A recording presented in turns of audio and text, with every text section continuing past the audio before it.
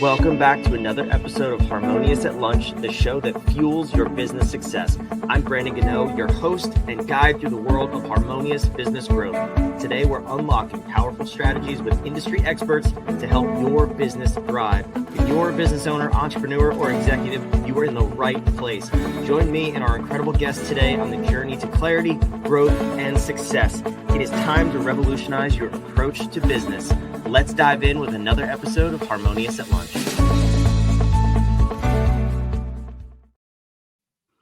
Welcome back into some more bite-sized business advice. In today's episode, we're talking about, I'm a little bit biased, but my favorite topic, and that's building businesses. But we're also going to talk about building people that build businesses with a very special guest, Scott Beebe. Welcome to the show, and thank you for being here. Thanks, Brandon. Super excited about this. I like to geek out on this stuff with people who love it. I do love it. I'm biased because I actually used to do this work. My company was recently acquired, so we're no longer doing the external consulting, but I still do this work inside of our company every single day. So I have a soft spot for it, but I want to hear your perspective. So you 4 systems that every business owner needs to build the right people that build the right business. Kind of a mouthful, at least for me. But what do you mean when you talk about this topic? So there's an element that we're seeing. We primarily work with business owners between 5 and 100 employees. So that gives you a little context on the space that we're working in and to understand the unique challenges that follow and sort of hover around those business owners that deal with it. And a lot of what they're dealing with is realizing that their business is really running their life, so much to the point that the life that they want to have, they're not able to have many times. Because the business is sort of owning them rather than them owning the business. And so when we start to sit and step back from the business for a minute and go, hey, is this allowing you to do what you want to do, both professionally and personally? And typically the answer is no, not always. There's some that are like, no, we're in great shape. And we're like, that's awesome. You are in far the minority to be able to do it. But the ones who are willing to be honest with us and say, hey, no, this is really robbing me of my time with my spouse, my kids, whoever, what I want to do outside of work. And we've got this phrase, it says life and business necessarily intersect.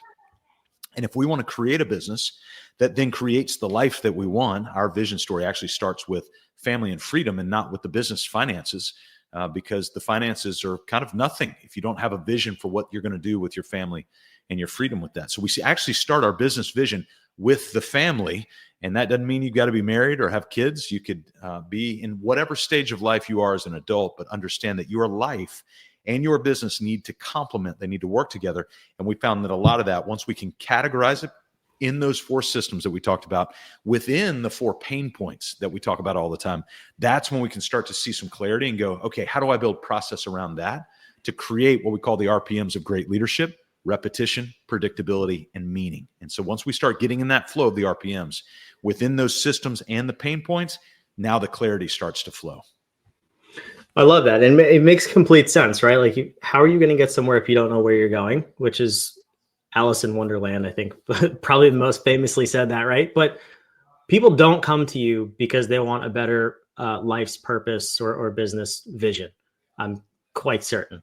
How do you get them to see that truly is the first step and then actually go down that path? Because I mean, I know from experience, it's hard to do those things, to actually create a vision and pull out the purpose from why you started your business can be challenging for some people. So how do you get them there first and foremost? Yeah, well, we're business coaches. We're not family counselors. We're not even pastors. Actually, a fair amount of our team comes from a ministry background, so they have that in their tool belt. But that's not what we lead with. That's not who we are at sort of the front of the line of what we're trying to get into. At the end of the day, we're business coaches, and what we're engaging in with people is when we get together and go, "Hey, tell us about your business." Like, that's what we want to hear about. We will earn the relationship down the road to talk about all the other things that you love that are behind the curtain. You mentioned Alice in Wonderland. So let's talk about the Wizard of Oz, I guess, now. And so behind the curtain, we will get there, but we have to earn that as coaches. We're not given that. You should not give us that. What you should give us is what's on the surface at first. Allow us to be able to diagnose and to understand so that we can begin to maneuver slowly behind the curtain and deal with those things that are closely held secrets. But once we uncover those secrets, now the light can come in. We're huge believers in throwing light onto things that are dark And usually the back end of the business is pretty dark to most people. They don't want to share it because, frankly, sometimes they're embarrassed, or it may just not be going as well as they like. So what we do is we have these conversations to go, hey, tell us about this. How many employees? What are you dealing with? What's the biggest headache? And then down the road, days, weeks, months, we get to throw light into a dark space to where they trust us and go, I'm with you. You clearly know what you're doing. Now I'm going to follow you down this path. Yeah, you got to get those small wins, right? To earn the trust. You can't go in and say, you're an idiot, you're doing all of this wrong, and you need to start from scratch. Not a good way to talk to people.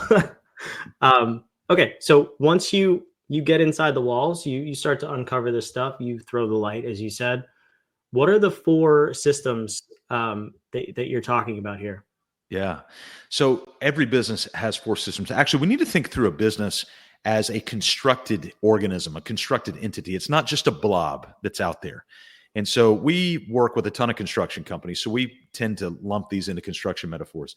And so within that, there are really 3 major layers of which the 4 systems sit on top of. So the first layer, what we call the 5 foundational cornerstones of every business: vision, story, mission statement, unique core values, a hiring process, and then repetitive, predictable, and meaningful team meetings, and what we call the big 5 feedback loop. So every business needs to have team meetings, one-on-one check-ins, production meetings or departmental meetings, an executive meeting, and an annual performance review. If you don't have that, then don't be shocked when information starts to leak out of the business. So you got those foundational cornerstones that every business must have. I don't want to sprint right past that because actually most businesses don't have that. Now, some people listening might go, no, we have that. And my response would be, is it written down? Oh, no, it's not written down. It's in my head. Well, Michael Gerber said it in E-Myth. He said, if it's not written down, you don't own it. We're a little harsher, and we say if it's not written down, it doesn't exist. And so these things must be documented. They must be captured and shared on a regular basis. And then laying on top of that is what we call the concrete slab of process. It's all those little things. It's the new client startup process, the annual billing process, the office cleanliness process, whatever that might be. And then on top of that, so you've got your foundation, you've got your concrete slab sitting on top of that 5 foundational cornerstones. And then you've got the 4 walls of every business. Every single business has this. And in this order: marketing, that tells the world that we're here. Hey, we're here. Kind of what you and I are doing right now on a podcast. People are learning about us on this podcast. Then there's sales. That's where we've dated in the marketing world, and now we're going to walk down the aisle. We're going to go get married in down the aisle of sales. And once we've joined in that union of sales, then we move into operations. That's the product, the service. That's where we're actually fulfilling the vow that we made at the altar of sales. And then after that, it's what we call administration. It includes accounting and HR and all that stuff. That's changing the diapers, changing the light bulbs, mowing the grass, maintaining the house for 10, 20, 40, 60 years, right? That we live there in this relationship with a client. Some relationships are really short, an hour. Others are really long, 10 years, right? But the reality is they all exist within those 4 major systems. Every business, whether you're selling ice cream, podcast services, you're selling hotel services, haberdashery, selling suits or haircuts, it doesn't matter. Every business has those 4 major systems. Where's the roof? What is the roof of this structure? You open the story loop, Scott. I have to know what the roof is. So I'll continue down the metaphor. So the external shell of this structure, and really it's the pain point, because what's the ultimate pain of a house? It's usually when there's a leak in the roof. And so if we've got leaks in the roof, then it affects everything else underneath. So the leaks of the roof are the 4 major pain points that we deal with, revolve around these things. Now, I've got a background as a pastor, so I have to put things in alliteration. I apologize for those of you with religious backgrounds and you're tired of this, but the 4 P's really do make sense around this, and the 4 pain points, and also the 4 elements that we walk through to get to those 4 systems. And they are this: purpose. It's everything around the purpose element of your life. And you mentioned earlier, how do you get there? We rarely start with purpose, because not many people go, I don't have a purpose in my life. They're usually at their wits' end before they say that. Well, that's typically not where we're meeting people. But once we've got them in that systems thinking, then we can come back and go, okay, purpose. That's a written vision, a written mission statement. By the way, the vision story is about 5-6 pages long. It's not a paragraph. It's not a sentence. It's multiple pages of detailed description of the snapshot of what the business looks like in the future. A mission statement is a 10-word, power-packed, boom statement to go, this is why we do what we do. And a set of unique core values should not be any longer than 3 to 5 unique core values. And they're not integrity, respect, responsibility. I mean, come on, we should all be sharing those. They're things that really you won't understand. One of our core values is the 4 R's. We have another core value, 85-15. Now, you don't understand what those are. They require description. So that's the purpose element. Then you've got people, org charts, job roles, hiring process, onboarding process. All that must be documented. Then you've got process. That goes in marketing, sales, ops, and admin. And you get all those processes documented. And then the final pain point that we meet a lot of people in is profit. They're generating a lot of revenue up top, but they're not able to keep a lot of it down at the bottom. And so that's your roof structure of which those 4 walls can help support. Which is awesome because it's the culmination of the layers down below, which makes complete sense. So I like what you did there. So when you're meeting people, you're analyzing the 4 pain points. What are some commonalities you find when you're first meeting, whether it's clients or potential clients? What are some things that the listeners may resonate with because they may have them in their business? Yeah, that's a really healthy question. I think the number one response we get from people, because we'll just ask simply, what's the biggest challenge you're dealing with right now? And I think there's 2, but the number 1 is around people and number 2 is around money. Now, depending on the season, number 1 might be money and number 2 is people. But typically they fall in this order of people and money. And with the people, it usually sounds like this. Hey, Brandon, nobody wants to work anymore. And so that's what they'll tell us. Nobody wants to work anymore. So we'll simply ask very kindly, yeah, is it that nobody wants to work anymore or they just don't want to work for you because you're chaotic and in constant chaos? And then the second element usually has something, if they've trusted us, they'll get to talking about money, profit, and typically in cash flow is really what they mean by the time they get to it. Cash management, cash flow. And so we actually submit to the subdivided bank account process. You can read in Profit First. And we have everybody subdividing their bank accounts, not on spreadsheets, but in actual bank accounts. And that's part of that profit process that we help them walk through, is to be able to walk through and subdivide that so they can understand. And we have still to this day, we've been following that subdivision methodology for about 7 years now. Still to this day, we have not had one client, not one. And currently today we have a team of 12 and we serve about, I think, 107 clients today around the country. We have never had one, not one, come back and tell us that they wish they wouldn't have subdivided their bank accounts. I believe that. Yeah. I think it's also, it's right there behind my head. I'm a huge believer in Profit First. Yeah. I've had the same encounter. We do very similar work with our clients, and business owners don't understand where the money goes because they just can't see it. And it's not their fault. It's our fault as human nature. That's the whole point of the book. But then once you see it, it shines a light on, oh, okay, the problem's actually somewhere else in my business, but now I can see it. I can understand it. What does that journey look like, and how quickly do people usually get there with you from the chaos of wherever they're at to starting to get the order in their business and then really getting that passion and purpose back? Yeah.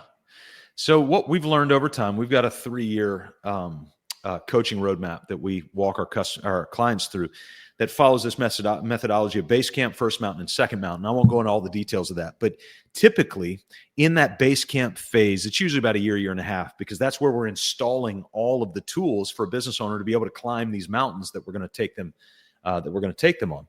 And part of the tools, we've got about 32 documented and templated tools that we walk them through to be able to stock them in those 4 major categories: purpose, people, process, and profit.